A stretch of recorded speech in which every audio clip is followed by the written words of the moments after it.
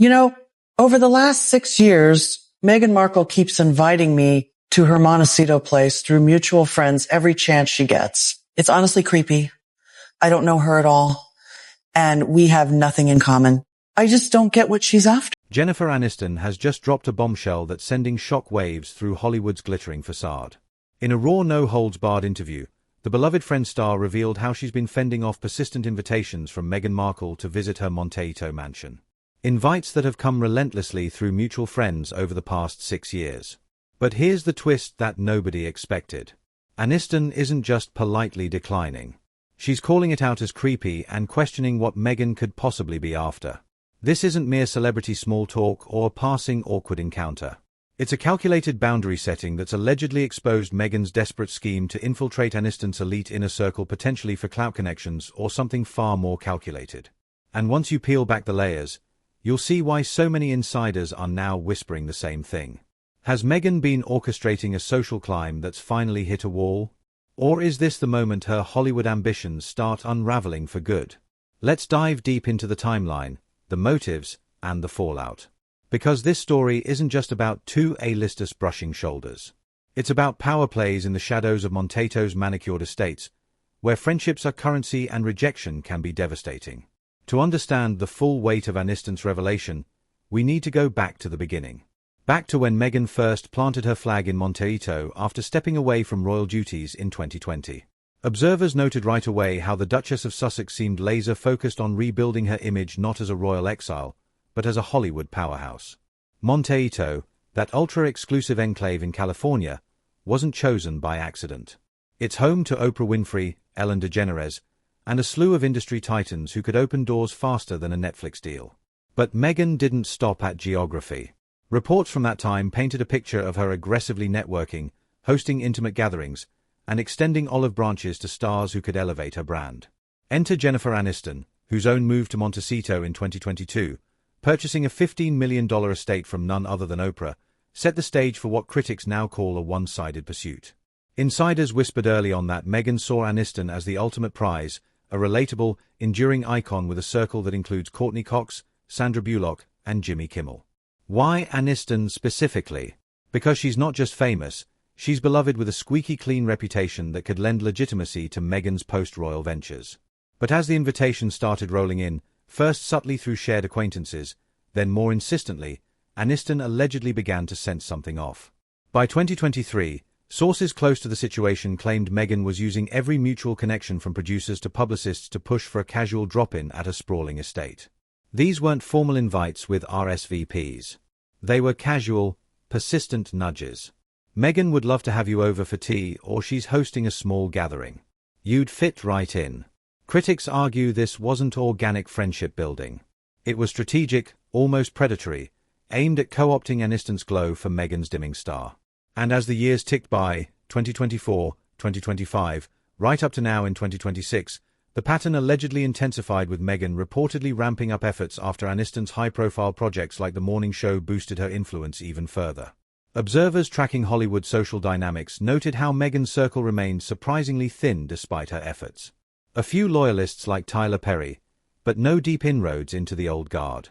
This backdrop makes Aniston's recent call-out all the more explosive because it suggests Meghan's persistence wasn't born of genuine affinity, but of a calculated need to align with someone who embodies the stability Meghan allegedly craves.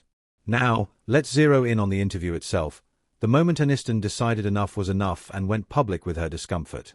In this candid sit-down published just last week in a major entertainment outlet, Aniston didn't mince words. She laid it out plainly. You know, over the last 6 years, Meghan Markle keeps inviting me to her Montecito place through mutual friends every chance she gets. It's honestly creepy. I don't know her at all, and we have nothing in common. I just don't get what she's after. Her tone wasn't angry or vindictive. It was matter-of-fact, almost bewildered, which only amplified the impact. Insiders familiar with the interview process say Aniston had been mulling this over for months, prompted by yet another indirect invite that crossed a line. Why speak out now? Critics speculate it's tied to Aniston's own life changes. Her focus on personal peace after a string of tabloid dramas, including that terrifying stalker incident in 2025 that accelerated her full move to Montecito. She reportedly wanted to set boundaries publicly to deter not just Meghan, but anyone else mistaking her kindness for an open door.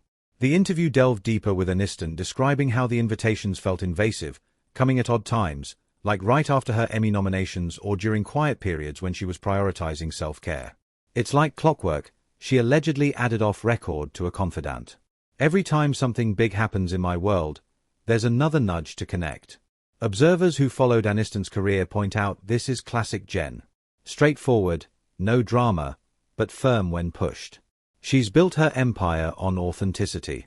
From Rachel Green to her wellness brand, and this revelation fits that mold, protecting her space without throwing shade. But the ripple effects, they're massive. Social media erupted immediately with hashtags like #JenSetsBoundaries trending as fans praised her for calling out what many see as entitlement. Royal watchers, meanwhile, drew parallels to Meghan's past feuds from family rifts to staff turnover, suggesting a pattern of overreaching. Aniston's words didn't just decline an invite. They allegedly thwarted a years-long scheme by shining a light on it, forcing Meghan to confront the rejection in the public eye. And as Hollywood insiders dissect the fallout, one thing is clear, this interview wasn't a casual chat. It was a masterclass in quiet power, reminding everyone that even in celebrity land, no means no. Diving into Meghan's alleged motives reveals a web of ambition that's as intricate as it is controversial. Critics argue that her pursuit of Aniston wasn't about shared laughs over coffee. It was about leveraging one of Hollywood's most bankable stars for her own resurgence. Since settling in Montecito, Meghan's ventures have been a mixed bag. The Archewell Foundation, Netflix deals, and her lifestyle brand American Riviera Orchard. But observers note a glaring gap. Genuine A-list endorsements. Aniston, with her 45 million Instagram followers and timeless appeal, could have been the bridge. Insiders claim Meghan viewed her as a lifeline, especially after reports in 2025 of Hollywood doors closing amid backlash from her memoir and docuseries. Why the fixation? Some point to superficial commonalities. Both women navigated high-profile divorces, built brands around empowerment, and faced media scrutiny. But dig deeper, and the scheme allegedly centered on Aniston's network. Imagine Meghan at one of Jen's famous Friendsgiving dinners, rubbing elbows with Bullock or Handler. Doors to scripts, partnerships, and validation would swing wide. Reports from mutual friends suggest Meghan's invites often hinted at collabs, like joint wellness events or charity tie-ins, masking the social climb as professional synergy. Skeptics go further, alleging this fits Meghan's broader pattern of love bombing, overwhelming targets with flattery and persistence to forge alliances quickly. In 2025, similar whispers emerged when Meghan reportedly bombarded other neighbors like Gwyneth Paltrow with overtures only to face polite distance. With Aniston, the timeline aligned suspiciously. Invites ramped up post her Montecito purchase, peaking around Meghan's product launches. Critics say this wasn't innocent. It was scheming, using proximity as a weapon. And if true, Aniston's rejection isn't just personal, it's a blow to Meghan's blueprint for reclaiming stardom. Observers argue that without stars like Jen validating her, Meghan's isolation in Montecito grows, turning her dream enclave into a gilded cage. The motive power through association, plain and simple, and Aniston's creepy label has allegedly exposed it for what it is. The broader Hollywood dynamics at play here paint a picture of a town where alliances are fragile and motives are scrutinized under a microscope. Montecito isn't just a zip code. It's a microcosm of elite power struggles where newcomers like Meghan must navigate established hierarchies or risk being sidelined. Insiders point out that Aniston's circle is notoriously tight-knit, forged over decades of shared triumphs and trials. Think post-Friends bonds that weathered scandals and successes. Meghan arriving with royal baggage and a polarizing narrative, allegedly miscalculated by assuming entry was easy. Reports from 2024 onward highlight how Hollywood's old guard has grown wary of her, citing everything from staff lawsuits to perceived opportunism. Aniston's rejection echoes this sentiment. Stars like her prioritize authenticity over ambition. Compare it to how Paltrow or DeGeneres integrated slowly, organically, without forcing doors. Meghan's approach, critics claim, smacks of desperation, especially amid rumors of her needy networking. In this ecosystem, mutual friends act as gatekeepers, and Meghan's reliance on them backfired.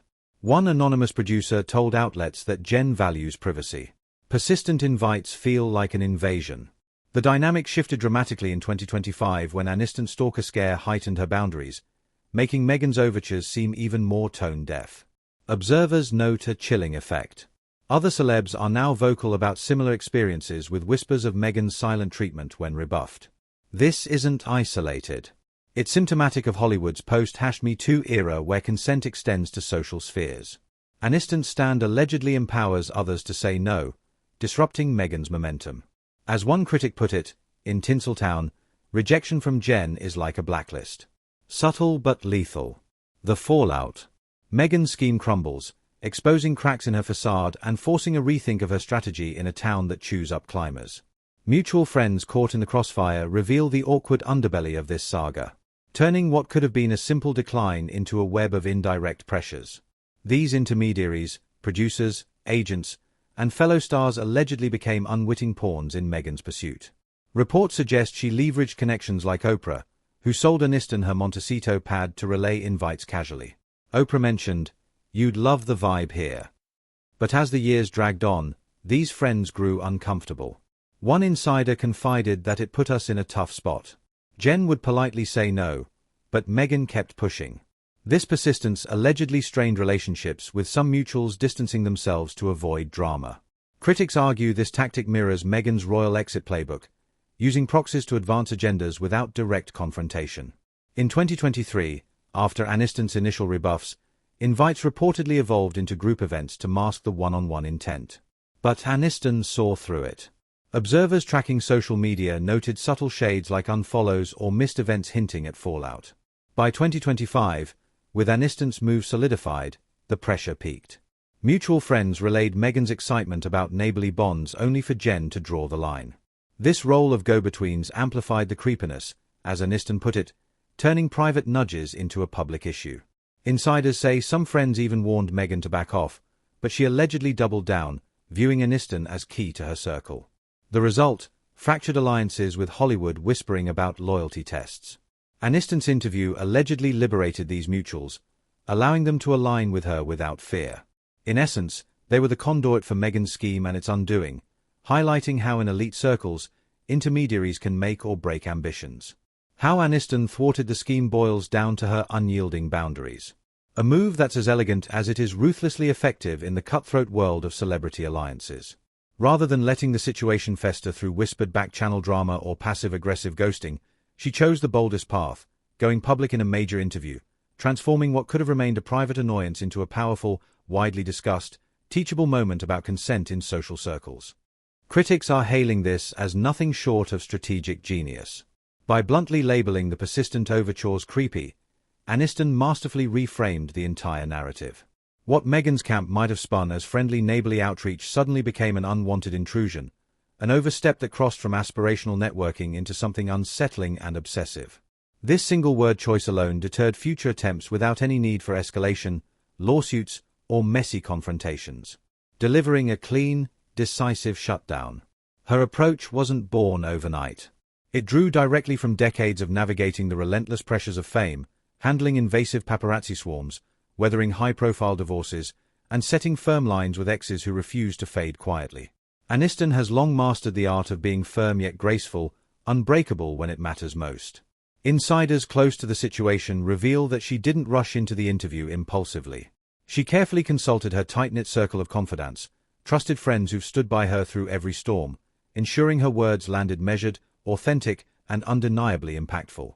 The timing proved impeccable, perfectly synced with Meghan's latest brand launches and public ventures, amplifying the exposure and ensuring the message reached maximum ears at the height of relevance.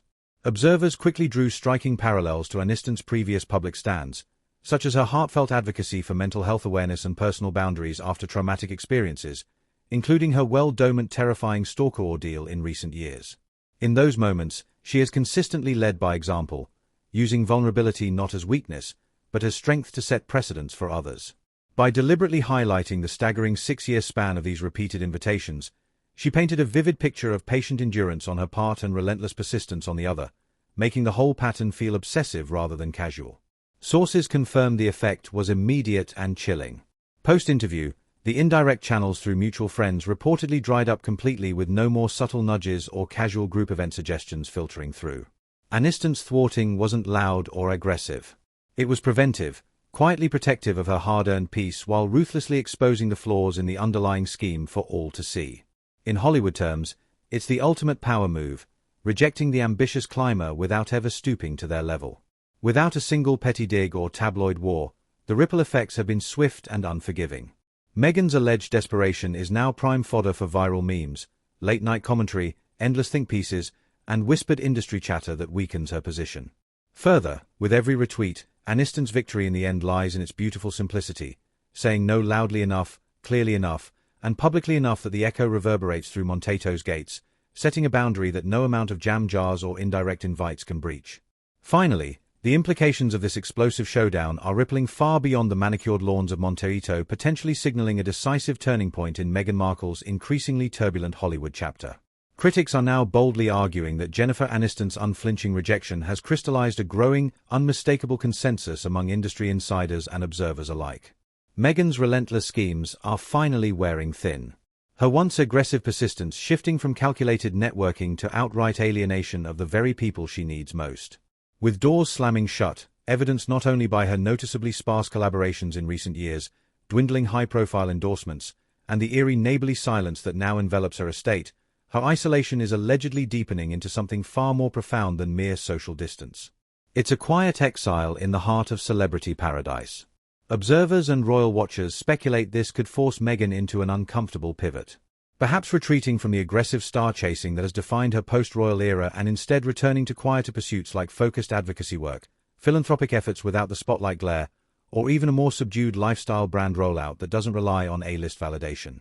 The pattern of love bombing with gifts, indirect invites through mutuals, and persistent overtures once seen as savvy ambition now appears desperate and tone-deaf in hindsight, especially against the backdrop of Aniston's post-stalking safety concerns and her well-documented emphasis on personal boundaries.